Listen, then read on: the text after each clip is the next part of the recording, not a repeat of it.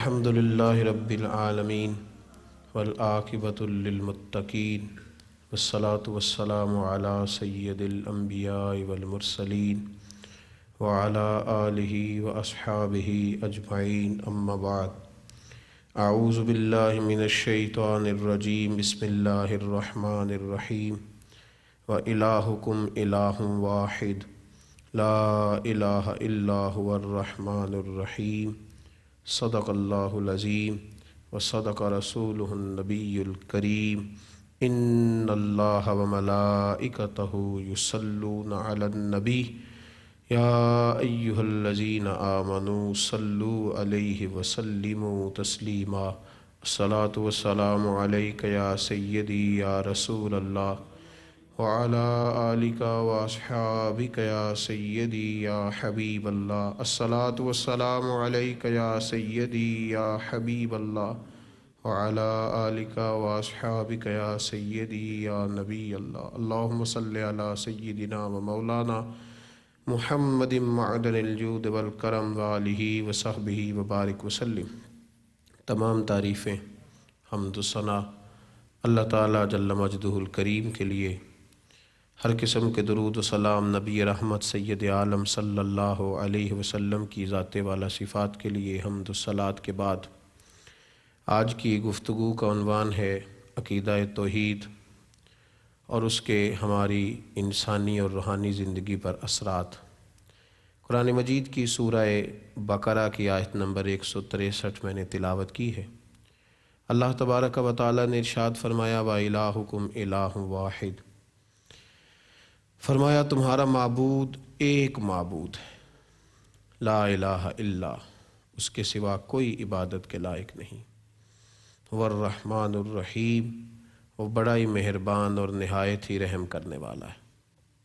عقیدہ توحید کا مطلب ہے اللہ تعالیٰ کو اس کی ذات و صفات میں وحدہ لا شریک جاننا، اسی کو عبادت کے لائق سمجھنا، اسی کی بارگاہ میں جھکنا، اسی سے اپنی ساری امیدیں وابستہ کرنا، اسی رب کریم کی رضا کے لیے زندگی کو گزارنا، اسی کے بتائے ہوئے رستوں پر چلنا، اسی کے پیارے حبیب صلی اللہ علیہ وسلم کی غلامی اختیار کرنا، اسی رب کریم کے قرب کے متلاشی رہنا، یوں سمجھ لیجئے کہ اسی کے لیے جینا اور اسی کے لیے مرنا۔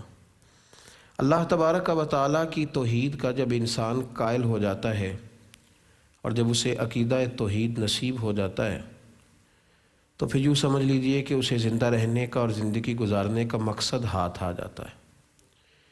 جو لوگ صرف اپنے لیے جیتے ہیں اور جو صرف دنیاوی اغراض و مقاصد کے لیے زندگی گزارتے ہیں، ان کے سامنے کوئی مقصد نہیں ہوتا، ان کی زندگی لوگوں کو دیکھ کر گزرتی ہے، سامنے والا اچھا معاملہ کر رہا ہے تو یہ بھی اچھا معاملہ کر رہے ہیں، زندگی محدود ہو جاتی ہے، اس کا دائرہ کار بڑا مختصر ہو جاتا ہے۔ لیکن جب انسان اللہ کو مانتا ہے، اس کی توحید کا قائل ہوتا ہے، تو پھر انسان کو جینے کا ڈھب اور سلیقہ آتا ہے۔ اللہ تبارک و تعالیٰ نے اس عقیدہ توحید کی مضبوطی کے لیے 1,24,000 کم و بیش انبیاء کرام علیہ السلام کو دنیا میں بھیجا، تاکہ لوگوں کے دلوں میں یہ عقیدہ راسخ کر دیا جائے کہ ان کا معبود ایک معبود ہے اور وہ اپنے اللہ کے ساتھ جڑ جائیں۔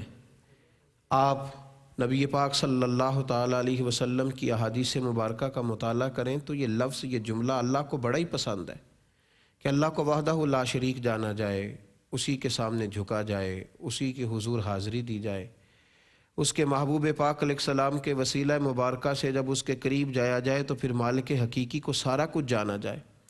نبی کریم صلی اللہ تعالیٰ علیہ وسلم نے مختلف جگہوں پر صحابہ کو مختلف اذکار اور وظائف دیے۔ تو ایک دفعہ صحابہ نے عرض کی، یا رسول اللہ صلی اللہ علیہ وسلم، ان سب وظائف میں سے افضل ذکر کون سا ہے؟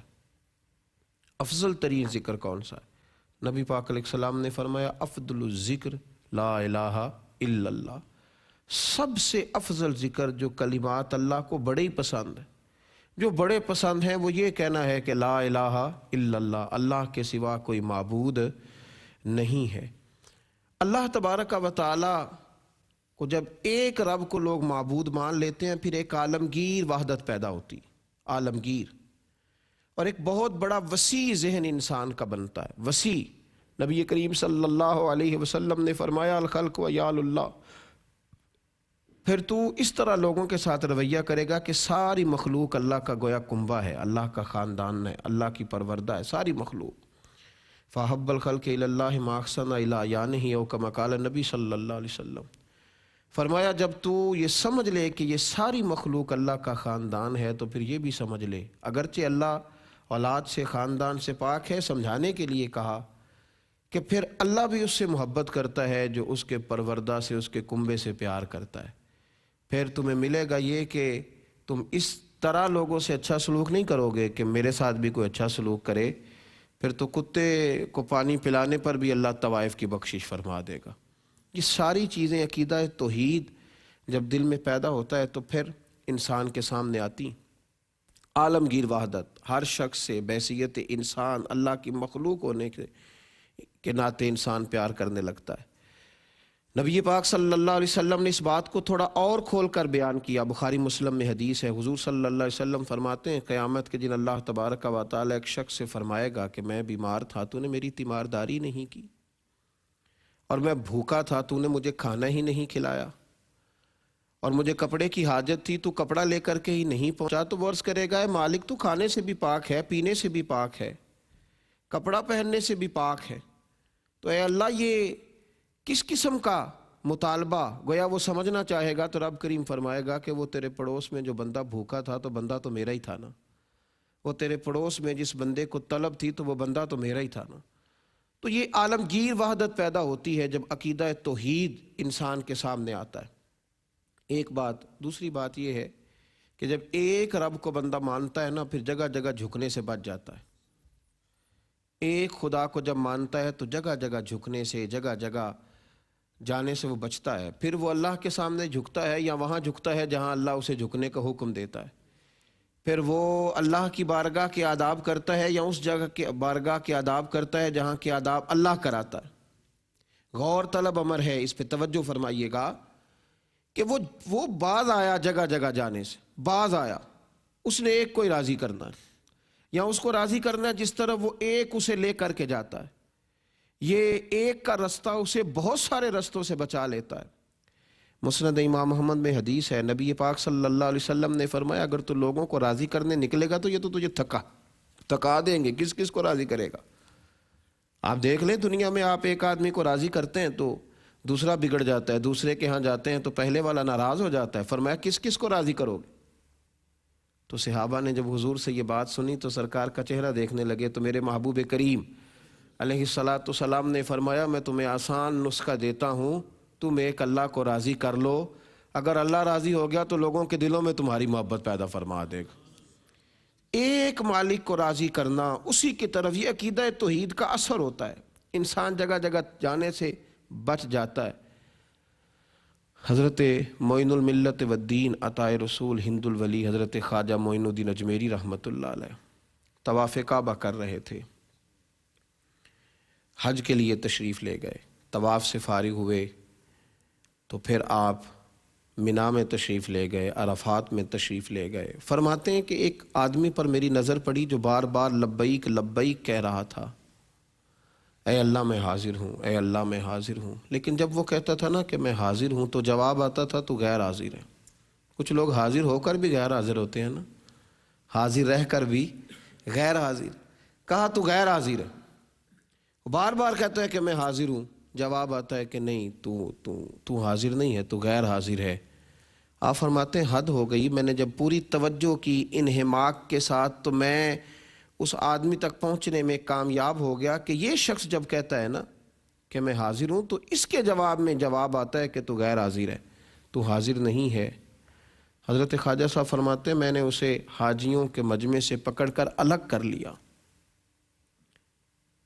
ایک کونے میں لے جا کر کے اسے کہا کہ محسوس نہ کرنا، مجھے یوں لگتا ہے کہ جب تو کہتا ہے نا لبیک تو تیرے جواب میں آتا ہے کہ تو غیر حاضر ہے، اسے محسوس نہ کرنا۔ واقعی ایسا ہے، ہمیں پتہ تو اپنی غلطیوں کا ہوتا ہے نا، لیکن لوگ بڑا پردہ ڈال کے اور اپنے نفس کو کچھ باتیں بتا کے مطمئن ہو کے کچھ نہ کچھ ہیلے بہانوں سے سائڈ پہ بیٹھ جاتے ہیں۔ اس سے کہا تجھے خبر ہے کہ جب تو کہتا ہے لبیک تو آواز آتی ہے کہ نہیں تو غیر حاضر ہے؟ تو خواجہ صاحب فرماتے ہیں وہ رو پڑا، کہنے لگا مجھے خبر ہے، وہ مجھے ہی کہتا ہے، میرا رب مجھے ہی پیغام دیتا ہے کہ تو غیر حاضر ہے۔ فرمایا تجھے پتہ ہے؟ کہنے لگا حضور 24 سال ہو گئے میں ہر سال آتا ہوں حج کرنے، اور ہر سال وہ مجھے کہتا ہے تو غیر حاضر ہے۔ 24 سال بیت گئے، 24 سال، ایک صدی کا قصہ ہے، کوئی 2-4 برس کی بات نہیں، وہ ہر بار مجھے کہتا ہے۔ تو خواجہ صاحب فرماتے میں نے اس کا چہرہ دیکھ کے کہا پھر تو ہر سال ہی آ جاتا ہے، ہر سال ہی؟ تو آپ فرماتے ہیں اس نے ایسا جملہ کہا کہ میرے وجود کے رونگٹے کھڑے ہو گئے۔ کہنے لگا معین الدین تو کوئی اور رب بتا دے میں وہاں چلا جاتا ہوں، کوئی اور بتا دے، جب ہے ہی یہی، ایک ہی مالک ہے، ایک ہی خالق ہے، ایک ہی معبود ہے، رکھے تب بھی ٹھیک ہے، نہ رکھے تب بھی اس کی بے نیازی ہے، کہاں جاؤں اس کا دروازہ چھوڑ کے؟ خواجہ صاحب فرماتے میں وہیں کھڑا تھا کہ ہاتف غیب سے ندا آئی، معین الدین ہٹ جا، کہ میرا اور میرے بندے کا معاملہ ہے، اگر ایک دفعہ کہہ دیا تو حاضر ہے تو اگلے سال آئے گا نہیں۔ 24 سال ہو گئے، جس کا بھی حج قبول کیا ہے اس کی برکت سے ہی قبول فرمایا ہے۔ یہ انسان کا رشتہ اس وقت بنتا ہے اللہ کے ساتھ جب وہ عقیدہ توحید پر اس کا نظریہ پختہ ہوتا ہے، جب وہ مالک کو ماننے لگتا ہے، جب اس کے نظریات یہ ہوتے ہیں۔ رئیس المتکلمین حضرت مولانا نقی علی خان صاحب رحمۃ اللہ تعالیٰ علیہ کے بارے میں سیرت نگاروں نے لکھا ہے، جو اعلیٰ حضرت فاضل بریلوی رحمۃ اللہ علیہ کے والد تھے۔ ان سے کسی نے کہا بڑے درد سے دعا مانگتے ہیں، تو یہ طریقہ کہاں سے لیا؟ فرمانے لگے جس نے کچھ لینا ہو، کچھ حاصل کرنا ہو، اس کے لیے تو بڑی جگہ ہوتی ہے نا، مل ہی جاتا ہے۔ کہا میں نے دعا مانگنے کا طریقہ اپنی زوجہ سے لیا، اپنی بیوی سے سیکھا ہے۔ کہا وہ کس طرح؟ فرمانے لگے گھر میں ضرورت کی کچھ چیزیں چاہیے تھیں، تو میری زوجہ مجھ سے کہنے لگی کہ وہ اتنا سامان چاہیے، کچھ پیسوں کی ضرورت ہے۔ خواتین مطالبات کرتی ہیں نا گھر میں، بلکہ اکثر لسٹیں بنی تیار پڑی رہتی، تو مجھ سے کہنے لگی کچھ پیسوں کی ضرورت ہے، تو وہ پیسے درکار ہیں آپ۔ میں نے کہا کہ کچھ پیسے آتے ہیں تو میں دیتا ہوں۔ 2-4 دنوں کے بعد پھر انہوں نے کہا کہ وہ آپ سے گزارش کی تھی، کچھ پیسوں کی ضرورت تھی، تو میں نے کہا کہ آتے ہیں تو دیتا ہوں۔ کچھ دنوں کے بعد جب انہوں نے دوبارہ کہا، جیسے خواتین یاد دلاتی ہیں، تو تھوڑا زور دے کے کہا کہ میں کئی دفعہ عرض کر چکی ہیں کچھ پیسے چاہیے تھے، تو فرماتے ہیں میں ناراض ہو گیا، میں نے جھڑک دیا۔ میں نے کہا بھلی مانس عورت، میں تمہیں کئی دفعہ کہا ہے کہ جیسے ہی آئیں گے مجھے یاد ہے دے دوں گا، بار بار یاد کرانے کا کیا مطلب ہوا؟ تو کہتے جب میں نے ڈانٹا تو فرما بردار خاتون خاموشی سے سنتی رہی، اور پھر اس کی آنکھوں میں نے نمی چمکتے دیکھی، اور پھر اس نے ایک ایسا جملہ کہا کہ مجھے اللہ سے مانگنے کا طریقہ آ گیا۔ وہ مجھ سے کہنے لگی آپ ہی میرے شوہر ہیں، بتلائیے آپ سے نہ کہوں تو پھر میں کس سے جا کے کہوں؟ آپ سے نہ عرض کروں تو پھر کہاں جاؤں؟ کس کو اور کہوں؟ فرماتے ہیں میں رو پڑا۔ تو وہ مجھ سے کہنے لگی آپ کو کیا ہوا؟ تو میں نے کہا کہ مجھے سمجھ آ گئی ہے، اگر میں بھی اپنے مالک سے کہوں گا نا مولا میں تجھ سے نہ کہوں تو کس سے کہوں؟ تو ہی میرا رب ہے، تیرے حبیب پاک علیہ السلام کا غلام ہوں، وسیلہ نور لے کے آیا، تو ہی میری مانے گا، تو ہی میری سنے گا، تو ہی میری التجائیں قبول کرے گا۔ یہ عقیدہ توحید انسان کو اللہ سے جوڑ دیتا ہے، اس کا قرب دیتا ہے، اس کے قریب کرتا ہے، اور انسان جگہ جگہ جانے سے، در در کی ٹھوکر کھانے سے بچتا ہے۔ اس لیے پہلا تو سبق عقیدہ توحید انسان کو اللہ کے، اور دوسری بات یہ کہ پھر انسان کو توکل سکھاتا ہے، اور دنیا میں سب سے مضبوط ترین شخص وہ ہوتا ہے جس کا اپنے رب پہ بھروسہ ہوتا ہے، اس کے لیے رستے کھل جاتے ہیں۔ وَمَن يَتَوَكَّلْ عَلَى اللَّهِ فَهُوَ حَسْبُهُ، اللہ فرماتے ہیں جو اللہ پر بھروسہ کرے گا اللہ اس کے لیے کافی ہو جائے گا، پھر اسے کہیں اور جانے کی ضرورت نہ پڑے گی۔ توکل آتا ہے عقیدہ توحید سے، توکل آتا ہے۔ مثال جب حضور علیہ السلام بیان کرتے تھے نا نبی پاک صلی اللہ علیہ وسلم، تو حضور کی مثال میں وہ جاذبیت ہوتی ہے کہ کئی چیزیں کھل جاتی ہیں۔ ترمذی شریف کی حدیث ہے، نبی پاک علیہ السلام نے فرمایا اپنے اللہ پر اگر تم توکل کرو گے نا، اپنے اللہ پر، اس کی ذات پر بھروسہ کرو گے، تو وہ تمہیں اسی طرح رزق دے گا جس طرح وہ پرندوں کو روزی عطا کرتا ہے، جس طرح پرندوں کو دیتا ہے اس طرح تمہیں دے گا۔ یا رسول اللہ صلی اللہ علیہ وسلم جس طرح پرندوں کو دیتا ہے؟ تو شارحین نے لکھا کہ وہ اس طرح کہ پرندہ جب صبح گھر سے نکلتا ہے تو اسے نہیں خبر ہوتی کہ میرا دفتر کہاں ہے، میری فیکٹری کہاں ہے، انہیں کہاں جا کے مزدوری کرنی، وہ اللہ کی ذات پر بھروسہ کر کے نکل پڑتا ہے، لیکن شرط یہ ہے کہ نکلے، اور شرط یہ ہے کہ اللہ کی ذات پر بھروسہ کر کے نکلے۔ وہ نکل پڑتا ہے اور جب شام کو واپس لوٹتا ہے نا تو اللہ اسے پیٹ بھر کے روزی عطا فرماتا ہے۔ عقیدہ توحید اللہ کے قریب کرے گا، اور جب انسان کا توکل مضبوط ہو جاتا ہے نا اللہ کی ذات پر، پھر اس کی لوگوں کی جیبوں سے نظریں ہٹ جاتی ہیں، پھر اس میں خودداری آتی ہے، پھر اس میں عزت نفس آتی ہے، پھر اسے تھوڑے پہ گزارا کرنے کا سلیقہ آتا ہے۔ عقیدہ توحید اسے مضبوط کر دیتا ہے، پھر وہ سمجھ جاتا ہے کہ جو میرے لیے بہتر تھا وہ میرے مالک نے مجھے عطا کر دیا۔ تو عقیدہ توحید آپ کو اللہ کے قریب کرتا ہے۔ آپ سمجھ لیتے ہیں کہ اب میرا چونکہ میرے مالک پر بھروسہ ہے اور میرا اللہ میرے ساتھ ہے، پھر ساری مشکلات اس کے لیے آسان ہو جاتی ہیں۔ ہماری کمزوری آج یہ ہے، کمزوری کہ توکل لوگوں نے ظاہری اسباب پر ڈال لیا ہے۔ ظاہری اسباب سارے اختیار کرنے چاہیے، تمام ظاہری اسباب اختیار کرنے کی اجازت دی گئی ہے، اس کا حکم دیا گیا ہے، لیکن بھروسہ ظاہری اسباب پر نہیں، بھروسہ نوکری پر نہیں، بھروسہ یہ دنیا کی شہرت پر نہیں، بھروسہ کبھی بھی دنیاوی معاملات، یہ تو ٹوٹتے بکھرتے آتے جاتے، کبھی عروج پاتے کبھی زوال کھاتے، حالات ہیں سارے تو بدلتے رہتے ہیں۔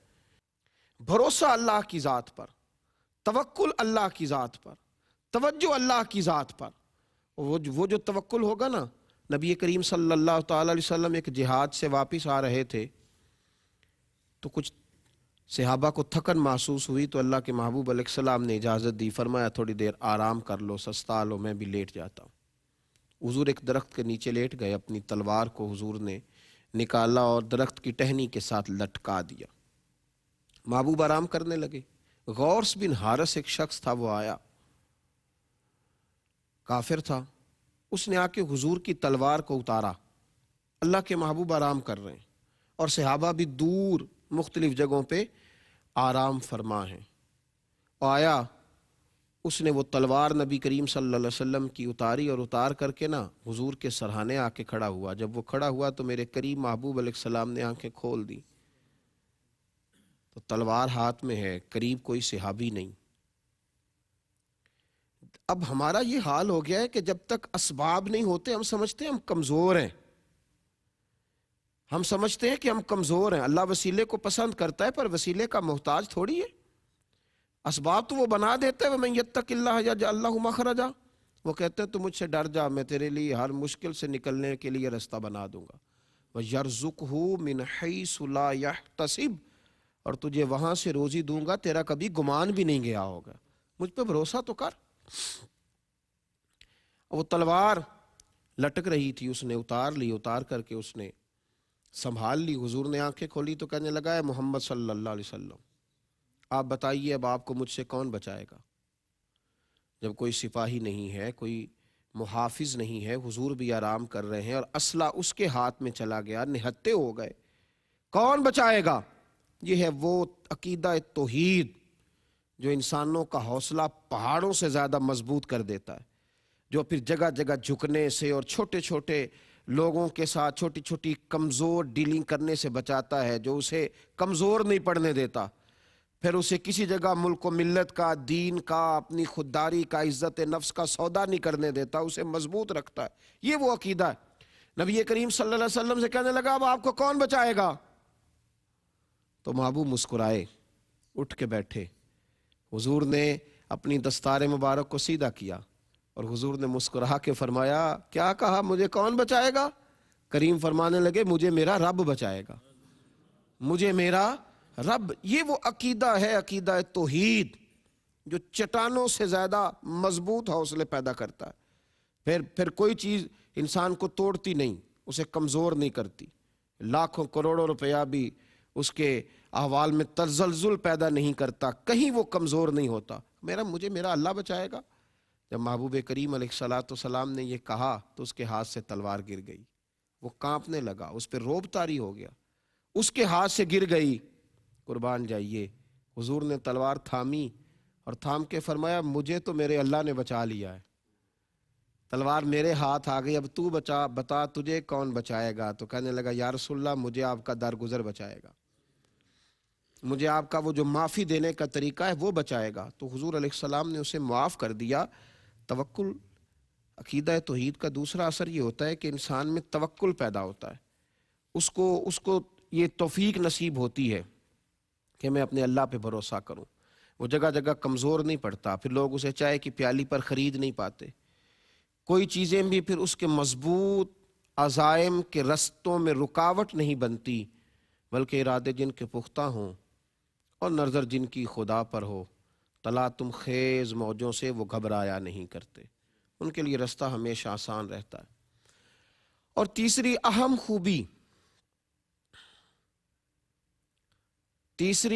خوبی جو انسان کے اندر پیدا ہوتی ہے عقیدہ توحید میں، وہ ہے صبر اور شکر، کیونکہ اس کو پتہ ہے کہ اگر کوئی نعمت مل رہی ہے تو یہ بھی میرے اللہ کی طرف سے ہے، اور اگر کہیں کوئی آزمائش آ رہی ہے تو یہ بھی میرے اللہ کی طرف سے۔ یہ خاص خوبی اسے نصیب ہوتی ہے۔ نبی پاک علیہ السلام کا ایک فرمان ہے، حضور نے فرمایا میرا مومن ہر حال میں خوشی میں ہے اور ہر حال میں اس کو فائدہ ہی فائدہ ہے۔ یا رسول اللہ کس طرح؟ تو فرمایا اللہ نعمت دے تو شکر کر کے فائدہ لے لیتا ہے، اور رب کریم مصیبت ڈالے تو صبر کر کے فائدہ لے لیتا ہے۔ گویا اس کا نفع ہی نفع ہے، اس کو فائدہ ہی فائدہ ہے۔ یہ کب نصیب ہوتا ہے صبر اور شکر؟ جب انسان عقیدہ توحید کا قائل ہوتا ہے، اس پر یہ اثر ہوتا ہے۔ احد کا موقع تھا تو نبی کریم صلی اللہ تعالی وسلم کے 70 کے قریب صحابہ جام شہادت نوش کر گئے۔ بظاہر اس وقت حالات یہ تھے کہ کفر کو کامیابی ہے، لیکن دراصل وہ وقتی ناکامی ہی بہت ساری پھر کامیابیوں کا سبب بنی، وہ ایک الگ عنوان ہے۔ اس موقع پر ابو سفیان نے جب پکارا نا کہ دیکھو تمہارے کتنے لوگ چلے گئے اور ہمارے کتنے لوگ بچ گئے، تو وہاں نبی پاک علیہ السلام کے فرمان کے مطابق حضرت عمر فاروق نے ایک جواب دیا تھا جو مسلمان کو اللہ کے قریب کر دیتا ہے۔ وہاں حضرت عمر نے کہا تھا کہ ابو سفیان تیرے جو مر گئے وہ جہنم میں ہیں، اور جو بچ گئے وہ اگر کلمہ نہیں پڑھیں گے تو وہ بھی قیامت کے دن اسی عذاب کا شکار ہوں گے۔ اور فرمایا ہم ہیں مومن، ہمیں اللہ کے ماننے والے، ہم ہیں عقیدہ توحید والے، ہمارے جو بچ گئے وہ غازی ہیں، اور جو چلے گئے انہیں اللہ نے شہادت کا درجہ عطا کر دیا۔ ہم ہر حال میں نفع میں، ہر حال میں، مومن ہر حال میں نفع میں ہوتا ہے کیونکہ وہ اللہ کا ماننے والا ہے۔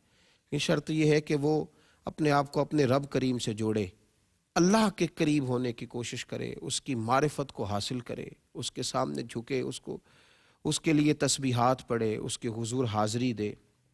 حضرت ایوب علی نبینا علیہ الصلاۃ والسلام اللہ کے پیغمبر تھے، 60 سال تک خوشحالی رہی، دولت رہی، اولاد رہی، جانور رہے، کھانا پینا رہا، 60 سال تک۔ پھر اللہ کی طرف سے آزمائش آئی، وَلَنَبْلُوَنَّكُمْ بِشَيْءٍ مِّنَ الْخَوْفِ وَالْجُوعِ وَنَقْصٍ مِّنَ الْأَمْوَالِ وَالْأَنفُسِ وَالثَّمَرَاتِ وَبَشِّرِ الصَّابِرِينَ۔ پھر آزمائش آئی، اولاد بھی انتقال کر گئی۔ اللہ کے فرشتوں نے اللہ کے حضور عرض کیا کہ مالک کیا ان کی آزمائش ہونے لگی ہے؟ رب نے آزمانا چاہا، بچے وصال کر گئے، کھیتیاں اور کھلیان سب اجڑ گئیں۔ حضرت ایوب بیمار ہو گئے، اتنے علیل ہوئے کہ 16 سال ہو گئے بیمار ہیں، 16 سال ہو گئے حضرت ایوب علیل ہیں۔ زوجہ آپ کے قریب آئیں اور آ کے عرض کرنے لگی حضور 16 سال سے آپ بیمار ہیں، اللہ کے نبی ہیں، اب جب دعا کرتے ہیں تو مالک کریم آپ کی دعائیں قبول فرماتا ہے، دعا ہی کر لیں۔ تو یہ ہے عقیدہ توحید جو انسان کو صبر سکھاتا ہے، شکر سکھاتا ہے، جو اسے بے حوصلہ نہیں ہونے دیتا، ڈگمگانے نہیں دیتا، ہلنے نہیں دیتا۔ حضرت ایوب علیہ السلام فرمانے لگے اپنی زوجہ سے تندرستی کتنا عرصہ رہی، شفا کتنا عرصہ رہی، اولاد دولت مال کتنا عرصہ رہا؟ کہا 60 سال۔ تو آپ فرمانے لگے ذرا 60 سال بیماری اور غربت کو بھی ہو لینے دے، پھر دعا بھی کر لیں گے۔ شکوہ 1 منٹ پہ ہی، شکایت 1 منٹ پہ ہی، زخم پہ زخم کھا کے جی خون جگر کے گھونٹ پی، آہ نہ کر لبوں کو سی، یہ عشق ہے کو دل لگی نہیں۔ کہا 60 سال ہو لینے دو، کرتے ہیں دعا۔ اور پھر فرمانے لگے جس حال میں میرا رب میرے لیے مناسب سمجھتا ہے میں بھی اسی حال میں راضی رہتا ہوں، اللہ نے جس حال میں بہتر سمجھا میں راضی ہوں۔ بس یہ رضا والے جملے کیا زبان سے ادا ہوئے کہ اللہ نے شفائیں عطا فرما دی، تندرستیاں بھی آ گئیں۔ کچھ وقت گزرا تو مال دولت اولاد ہر چیز اللہ نے واپس لوٹا دی۔ ایک دن گھر میں بیٹھے بیٹھے نا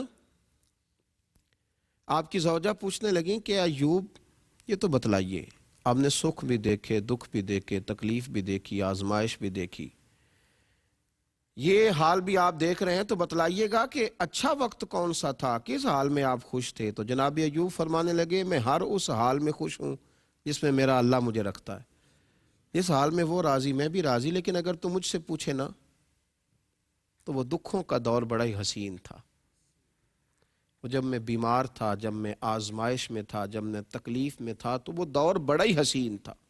کیا بات تھی؟ کہا وہ کس طرح؟ تو فرمانے لگے 24 گھنٹے میں نا ایک دفعہ میرا رب میرا حال پوچھا کرتا تھا۔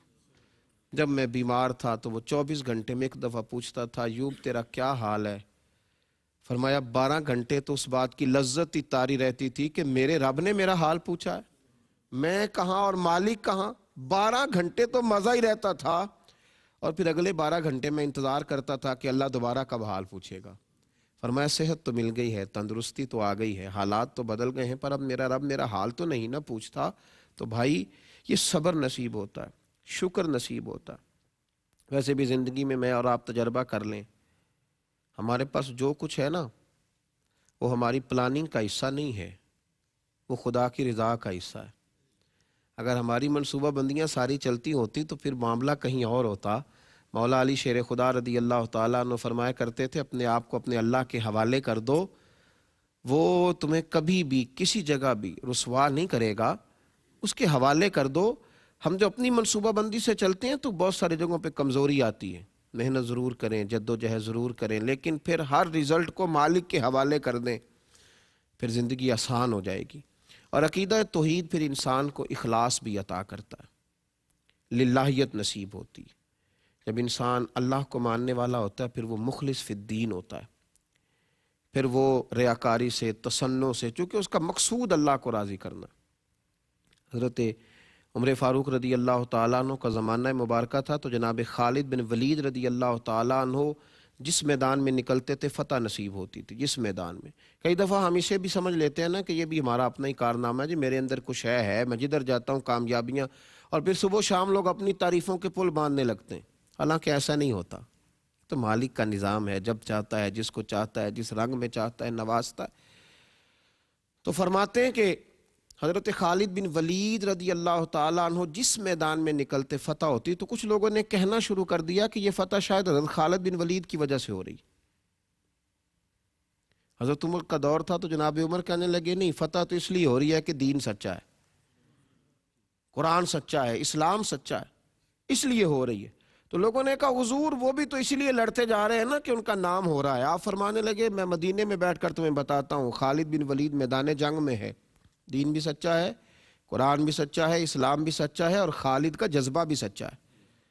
وہ بھی اس لیے نہیں لڑ رہا کہ میں سپہ سالار رہوں گا تو لڑوں گا اور میں امیر رہوں گا تو لڑوں گا، وہ بھی اس لیے لڑ رہے ہیں خالد بن ولید کہ اللہ راضی ہو جائے، نبی پاک علیہ السلام راضی ہو جائے، قیامت میں حضور کے قدموں میں جگہ ملے۔ کہا حضور واقعی؟ تو حضرت عمر نے ایک خط لکھا، جب لوگوں کی یہ باتیں تھوڑی بڑھیں تو ایک خط لکھا۔